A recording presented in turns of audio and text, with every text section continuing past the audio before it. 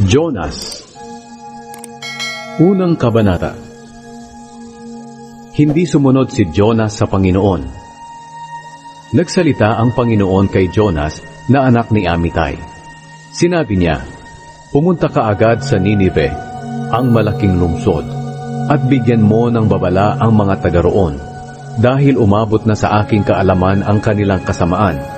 Pero tumakas agad sa Panginoon si Jonas at nagpa siyang pumunta sa Tarshish.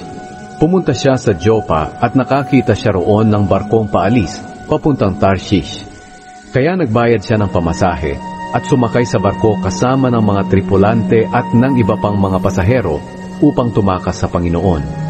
Nang nasa laot na sila, nagpadala ang Panginoon ng napakalakas na hangin at halos mawasak na ang barko. Kaya natakot ang mga tripulante at ang bawat isa sa kanila ay humingi ng tulong sa kani-kanilang Diyos. Itinapon nila ang kanilang mga kargamento sa dagat para gumaan ang barko. Si Jonas naman ay nakababa na noon sa ilalim na bahagi ng barko. Humiga siya at nakatulog ng mahimbing. Pinuntahan siya ng kapitan ng barko at sinabi sa kanya, "Nagagawa mo pang matulog sa ganitong kalagayan?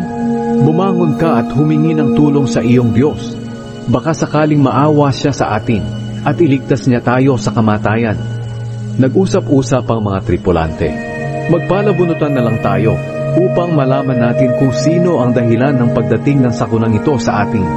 At nang magpalabunutan na sila, nabunot ang pangalan ni Jonas. Kaya kinausap nila siya, "Gusto naming malaman kung sino ang dahilan ng pagdating ng sakunang ito.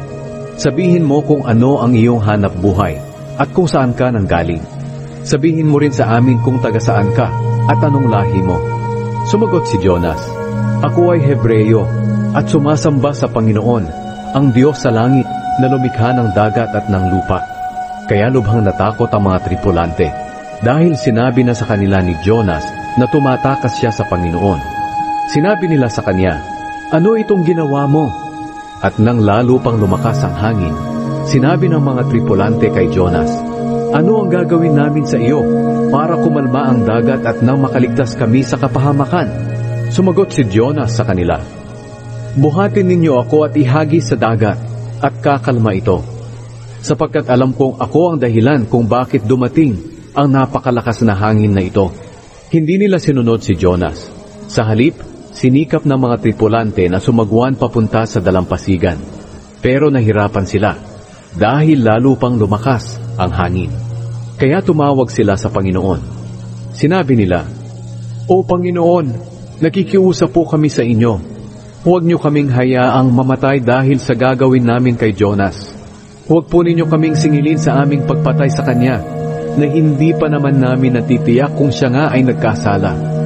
Pero alam po namin na ang mga nangyayaring ito ay ayon sa inyong kalooban." Kaya binuhat nila si Jonas at inihagi sa nagngangalit na dagat at kumalma nga ito. Dahil sa pangyayaring ito, nagkaroon ng malaking paggalang ang mga tao sa Panginoon. Kaya naghandog sila at nangakong ipagpapatuloy ang paglilingkod at paghahandog sa Kanya. Samantala, nagpadala ang Panginoon ng isang malaking isda para lunukin si Jonas. 3 araw at 3 gabi siya sa tiyan ng isda. Ikalawang kabanata. Nanalangin si Jonas. Nanalangin si Jonas sa Panginoon na kaniyang Diyos sa loob ng tiyan ng isda. Sinabi niya, "Panginoon, sa paghihirap ng aking kalooban at kalagayan, humingi po ako ng tulong sa inyo, at sinagot niyo ako. Sa bingit ng kamatayan, humingi ako ng tulong sa inyo, at pinakinggan niyo ako. Inihagis niyo ako sa pusod ng dagat. Napalibutan ako ng tubig, at natabunan ng mga alon na ipinadala ninyo. Pinalayas niyo ako sa inyong presensya, pero umaasa pa rin akong makakalapit muli ako sa inyo, roon sa inyong banal na templo. Lumubog po ako sa tubig at halos malunod. Natabunan ako ng tubig, at ang ulo ko ay napuluputan ng mga halamang dagat. Lumubog ako hanggang sa pinakailalim ng dagat, at parang ikinulong sa kailaliman ng lupa magpakailanman. Pero kinuha niyo ako sa kailalimang iyon, O Panginoon kong Diyos. Nang parang mamamatay na ako, tumawag ako sa inyo, Panginoon, at pinakinggan niyo ang dalangin ko roon sa inyong banal na templo. Ang mga taong sumasamba sa mga walang kwentang Diyos-Diyosan ay hindi na tapat sa inyo. Pero maghahandog ako sa inyo ng may awit ng pasasalamat. Tutuparin ko ang pangako ko na maghahandog sa inyo. Kayo po, Panginoon, ang nagliligtas. Kaya inutusan ng Panginoon ang isda at iniluwa nito si Jonas sa dalampasigan. Ikatlong kabanata. Pumunta si Jonas sa Ninive. Muling nagsalita ang Panginoon kay Jonas. Sinabi niya, pumunta ka agad sa Ninive, ang malaking lungsod, at sabihin mo sa mga taga roon ang ipinapasabi ko sa iyo. Pumunta agad si Jonas sa Ninive ayon sa sinabi ng Panginoon. Malaking lungsod ang Ninive. Aabutin ng 3 araw kung ito ay lalakarin. Pumasok si Jonas sa Ninive. Pagkatapos ng maghapong paglalakad, sinabi niya sa mga taga roon, may 40 araw na lamang ang natitira at wawasakin na ang Ninive. Naniwala ang mga taga roon sa pahayag na ito mula sa Diyos. Kaya lahat sila mula sa pinakadakila hanggang sa pinakaaba ay nagsuot ng damit na panluksa at nag-ayuno upang ipakita ang kanilang pagsisisi. Sapagkat nang mapakinggan ng hari ang mensahe ni Jonas, tumayo siya mula sa kanyang trono, inalis ang kanyang balaban, nagsuot ng damit na panluksa, at naupo sa lupa upang ipakita ang kanyang pagsisisi.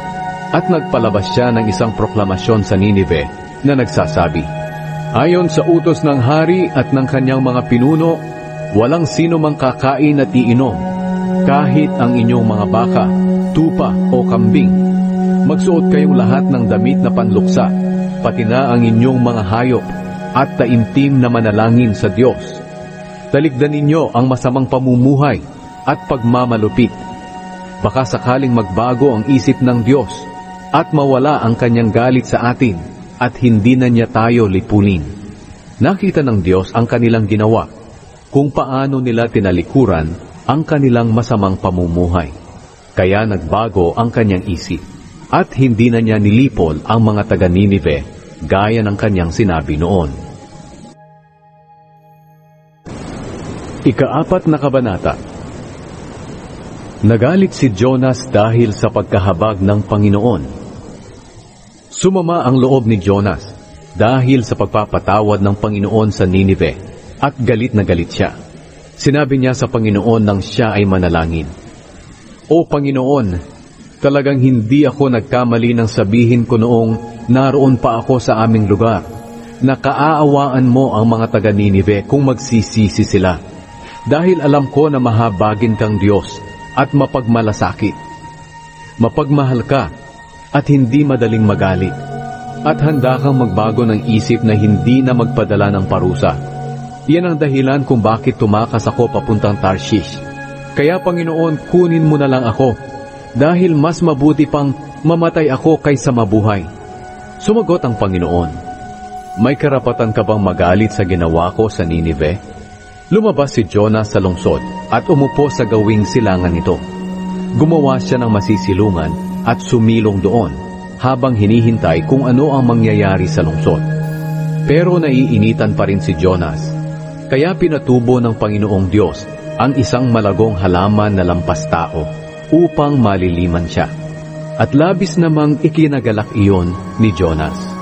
Pero kinabukasan ng maaga pa, ipinakain ng Diyos sa uod ang halamang iyon at nalanta ito. Pagsikat ng araw, pinaihip ng Diyos ang mainit na hangin mula sa silangan. Halos mahimatay si Jonas na masikatan ng araw ang ulo niya. Nais niyang mamatay na lang. Kaya sinabi niya, mas mabuti pang mamatay ako kaysa mabuhay. Sinabi ng Diyos sa kanya, may karapatan ka bang magalit dahil sa nangyari sa halaman? Sumagot siya, oo, mayroon akong karapatang magalit. Kaya mas mabuti pang mamatay na lang ako. Sinabi sa kanya ng Panginoon, nang hinayang ka nga sa halamang iyon na tumubo sa loob lamang ng isang gabi, at nalanta rin agad sa loob din ng isang gabi, kahit na hindi ikaw ang nagtanim o nagpatubo. Ako pa kaya ang hindi manghinayang sa malaking lungsod ng Ninive, na may mahigit 120,000 tao na walang alam tungkol sa aking mga kautusan, at marami ring mga hayop?